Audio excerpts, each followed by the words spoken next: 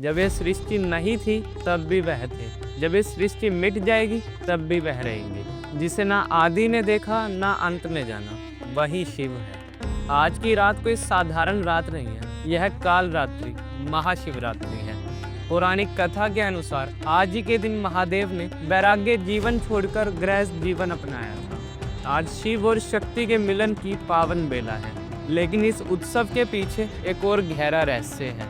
इसी रात भगवान शिव ने कालकूट विष को अपने कंठ में उतारकर सृष्टि की रक्षा की थी और नीलकंठ कहलाए थे। यह रात प्रतीक है उस अंधकार का जिसे चीरकर ज्ञान का प्रकाश होता है। यह रात है अपनी आत्मा के भीतर झांकने की, क्योंकि आज ब्रह्मांड की ऊर्जा का प्रभाव सीधा ऊपर से होता है। शून्य से शुरू होकर अनंत तक जाने वाले उन देवादि देव के चरणों में आज पूरी सृष्टि नमन करती है। चलिए आज की इस दिव्य रात में खो जाते हैं उस महादेव की भक्ति में जो शव को भी शिव बनाए।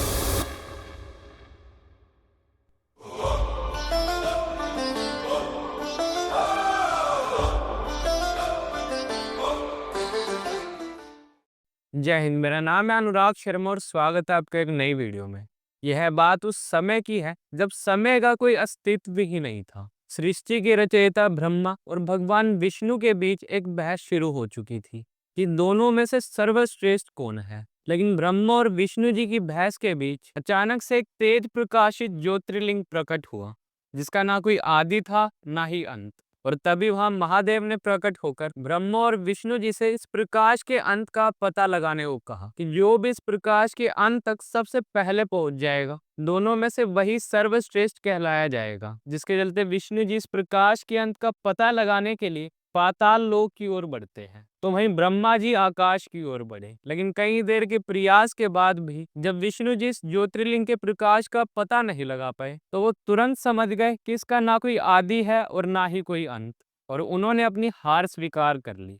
लेकिन ब्रह्मा जी खुद को श्रेष्ठ साबित करने की दौड़ में इतना खो चुके थे कि उन्होंने घमंड में आकर केतली के फूल को साक्षी मानते हुए ये झूठ बोल दिया कि वो इस ज्योतिर्लिंग के प्रकाश के अंत तक जाकर आए हैं, जिसका ना तो कोई आदि था और ना ही कोई अंत।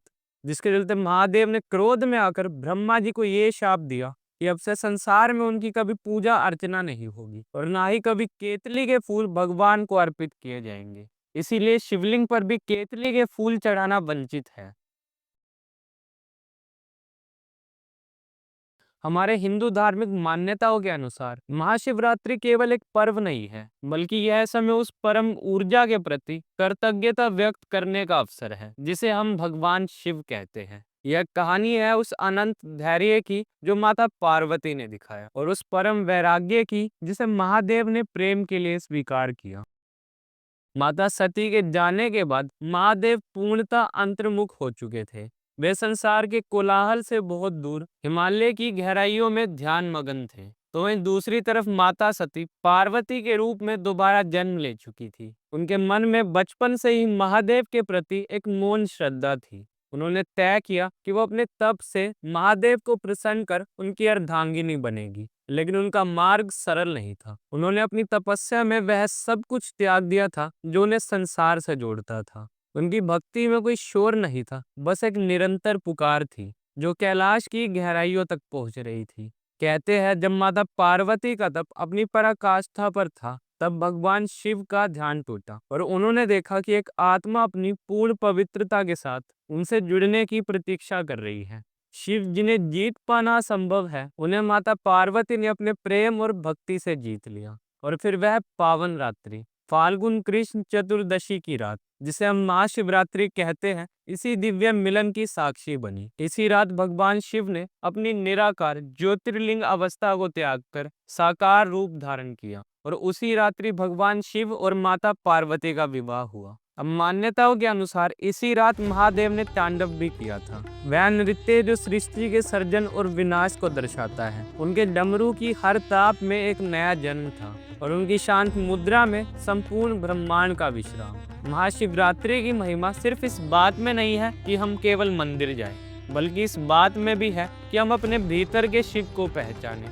जैसे भगवान शिव ने समुद्र मंथन के समय हलाहल विष को अपने कंठ में रोक लिया था, वैसे ही यह रात हमें सिखाती है कि हम अपने जीवन की बुराइयों और कड़वाहट को अपने भीतर ही रोक कर रखें और दुनिया को केवल शीतलता और शांति दें। और आज भी जब हम शिवलिंग पर जल अर्पित करते हैं तो वह केवल एक अनुष्ठान नहीं होता, वह हमारे मन की शुद्धि का भी प्रतीक है। महाशिवरात्रि हमें मौन, तप और अटूट विश्वास की शक्ति का एहसास कराता है। मैं बस जाते जाते आपसे यही कहना चाहूँगा कि अगर आपको वीडियो पसंद आई हो तो वीडियो को लाइक कर कमेंट बॉक्स में हर हर महादेव जरूर लिखें, ताकि इस वीडियो की रीच बढ़ सके और ये आप जैसे और भी लोगों तक पहुँच सके। टिल देन गुड बाय, जय हिंद, वंदे मातरम।